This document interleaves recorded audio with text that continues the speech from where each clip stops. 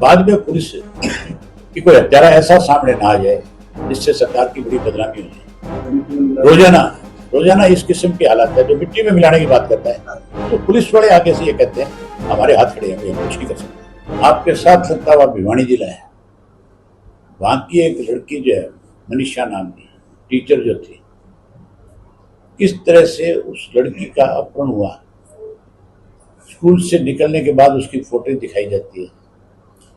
School में अब तक किसी से पूछताछ नहीं की जाती है। जिस स्कूल से निकली है, जिस इंस्टीट्यूट से बाहर आई है, वहां के 1-1.5 घंटे के सारे जो कैमरे वो ब्लॉक कर दिए जाते हैं।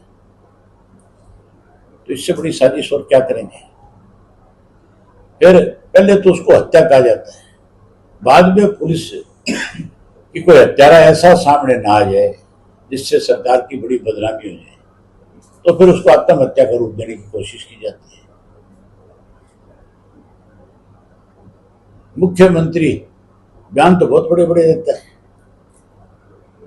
लेकिन रोजाना रोजाना इस किस्म के हालात है। जो मिट्टी में मिलाने की बात करता है उसको आप ये मान के चलो उसके अपने हलके में आज भी शरेआम लोगों से फिरौतियां मांगी जाती हैं। तुम्हारे बहादुरगढ़ से थोड़ा पैसा फिरौती के रूप में नहीं गया, मेरे ख्याल सैकड़ों करोड़ रुपया जो है फिरौती का गया होगा। कोई इंडस्ट्रीज ऐसा आपका यहाँ का नहीं बचा, कोई जिसके पास 2 रुपए है वो ऐसा नहीं बचा जिसको टेलीफोन पे थ्रेट ना मिले, जिससे पैसा ना लिया। जब पुलिस से जाकर के कंप्लेंट करते हैं तो पुलिस वाले आगे से ये कहते हैं हमारे हाथ खड़े हैं, हम कुछ नहीं कर सकते। इसलिए नहीं कर सकते बेचारे वो कि अगर वो कोई कार्रवाई करते हैं तो फिर ऊपर से कोई ना कोई टेलीफोन खड़कते हैं उनके पास कि वे आप इनके अपराध नहीं डालना, आप इनको परेशान मत करना। ये तो सरकार करवा रही है सारा का सारा। सरकार की वजह से आज प्रदेश की हालत इस किस्म की है। निकम्मे लोगों के राज ताकत हाथ में है, सत्ता की ताकत है। मुख्यमंत्री अगर चाहे तो एक दिन में सफाया हो सकता है, 24 घंटे बहुत होते हैं। कानून व्यवस्था का तो दिवाला पिट गया। बहादुरगढ़ के लोगों के सामने आपके तो पत्रकार साथियों को सब चीजों की जानकारी है। चौधरी नफेस सिंह राठी की हत्या जो हुई, वो हत्या हुई नहीं, हत्या कराई गई थी। जिन लोगों के नाम बाई नेम पर्चा दर्ज कराया गया कि ये साजिश में शामिल है, उनको पुलिस मुहैया करा दी गई, उनको गनमैन दे दिए गए, वो सुरक्षा के घेरे में घूमते हैं।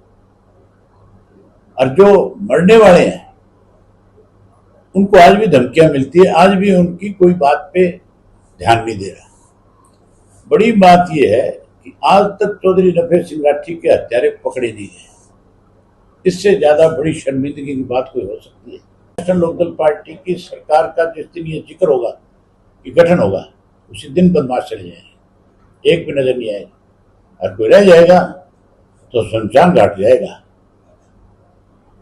तो विधानसभा का सेशन शुरू होने वाला है, आपकी पार्टी की तरफ से क्या सेशन? लॉ एंड ऑर्डर के ऊपर सबसे पहले हमारी पार्टी की तरफ से जैसे दोनों विधायकों को बोलने का मौका मिलेगा, वो इस इश्यू पे सरकार को पूर्ण रूप से घेरने का काम करेगा। कांग्रेस की तरफ से कहा था कि काम रोको प्रस्ताव लेके आएंगे। मैं तो कल भी पत्रकारों ने मेरे से ये बात पूछी थी, आज आपके माध्यम से फिर ये बात करता हूँ कि अगर कांग्रेस सही मायने में विपक्ष की भूमिका निभाना चाहती है तो सबसे पहले काम रोको प्रस्ताव इस पे लेके आना चाहिए।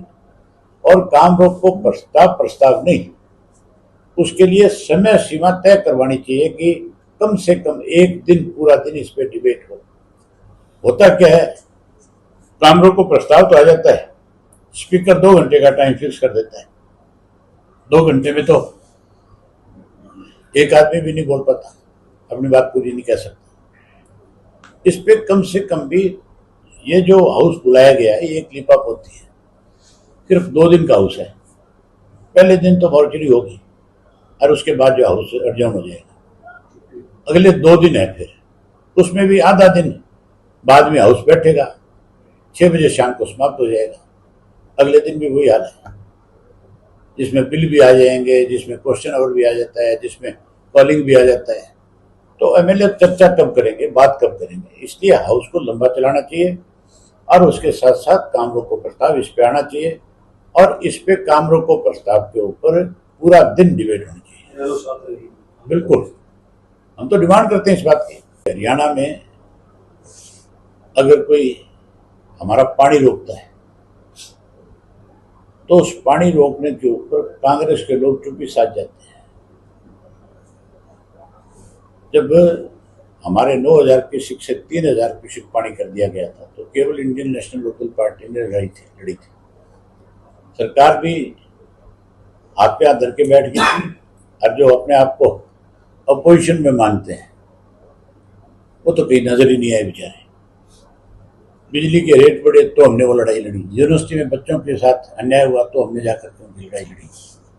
आज लोगों का विश्वास इंडियन नेशनल लोकल पार्टी के प्रति बढ़ता जा रहा है और हमें उम्मीद है कि बहुत बड़ा बदलाव आएगा। इस 25 के बाद एक नई चर्चा शुरू हो जाएगी प्रदेश में। कई गांव चपेट में है इस पानी की वजह से। हमने पहले भी डिमांड करी थी, आज भी कहते हैं कि 50,000 रुपया प्रति एकड़ के हिसाब से किसान को तुरंत मुआवजा दे और उस पानी को निकालने की व्यवस्था करें। चोर चोर मौसेरे भाई हैं, ऐसे बीजेपी वाले मौका लगते कांग्रेस वाले भी नहीं बख्शते।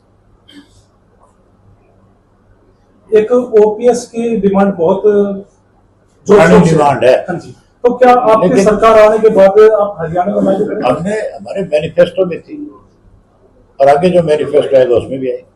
25 तारीख को चौधरी देवीलाल जी के सम्मान दिवस के लिए प्रदेश भर का एक कार्यक्रम बनाया गया है। मैं और माजरा साहब दोनों 90 के 90 विधानसभा क्षेत्र में जा रहे हैं। अब तक 13 विधानसभा क्षेत्र कवर कर चुके हैं। 8 तारीख तक 90 के 90 कवर हो जाएंगे। रोजाना 3 से 4 विधानसभा क्षेत्रों में कार्यकर्ताओं से मिलते हैं। बड़ी बात यह है कि कार्यकर्ताओं में बहुत उत्साह है। हमने पीछे लगातार 1 वर्ष संगठन खड़ा किया नए सिरे से प्रदेश में और संगठन को हमने बूथ के स्तर तक खड़ा करने का काम किया है। हमने जिन भी पार्टी के साथियों की डिस्ट्रिक्ट में जिम्मेवारी लगाई, हल्के में लगाई, उन्होंने ईमानदारी के साथ अपनी जिम्मेवारी को निभाने का काम किया। एक बड़ा ही अच्छा संगठन खड़ा करने का काम किया। ये उसी का नतीजा है कि जो हमने बूथ के स्तर पर संगठन खड़ा किया तो आज कार्यकर्ताओं की संख्या हल्के में 500, 500, 700 की है। जो जिम्मेवार व्यक्ति हैं, जो अपनी जिम्मेवारी पार्टी में अच्छे ढंग से निभाने का काम करेंगे। मुझे इन कार्यकर्ताओं के भरोसे इस बात की उम्मीद है कि अब की बार चौधरी देवीलाल जी का जो सम्मान दिवस उसमें पहले भी हमने रिकॉर्ड अपने तोड़े। हमेशा लाखों की संख्या में लोग आए हैं और अब की बार मुझे लगता है रोहतक में पैर रखने को भी जगह नहीं मिलेगी, इतने लोग आएंगे। जिस तरह का उत्साह लोगों में, उसके लिहाज से मैं ये बात खुल करके कह सकता हूँ कि अब तक की नॉर्थ इंडिया की सबसे बड़ी रैली, सबसे बड़ा सम्मान दिवस। और उस दिन लोग इस बात पे मोहर भी लगाएंगे कि हम अगली सरकार जो है इंडियन नेशनल लोकल पार्टी की बनाएंगे। अब तो जो लोग हमें बी टीम कहते थे, आज उनके चेहरे स्पष्ट हो चुके हैं। आज हर व्यक्ति की जुबान पे की बात है कि आज तीसरी दफा जो सरकार बीजेपी की बनी है उसके लिए कांग्रेस जिम्मेदार है और कांग्रेस भी भूपेंद्र सिंह हुड्डा एंड पार्टी जिम्मेदार है। अब तो हर आदमी को इस बात का पता है, दूर जाने की जरूरत नहीं है। सोनीपत आपके साथ लगता हुआ इलाका है। 30 सीटें थी कांग्रेस की ऐसी जहां नया कोई चेहरा नहीं उतारा गया था, पुराना टिकटें दी गई। सर्वे की रिपोर्ट में साफ लिखा हुआ था कि 30 में से 16 हारेंगे। अगर चेहरे बदल देंगे तो 30 की 30 जीत जाएंगे, लेकिन चेहरे बदलने की बजाय 30 के 30 उन्हीं को टिकट भाजपा के दबाव में आकर के दिलाई। आपको ध्यान होगा चंद दिन पहले टिकटों के बंटवारे से ईडी की रेड हुई हरियाणा प्रदेश में अलग अलग बिल्डरों के, और उस रेड के अंदर भूपेंद्र सिंह हुड्डा का नाम भी ईडी में लिखा गया था, उसके खिलाफ भी एफआईआर दर्ज करी थी।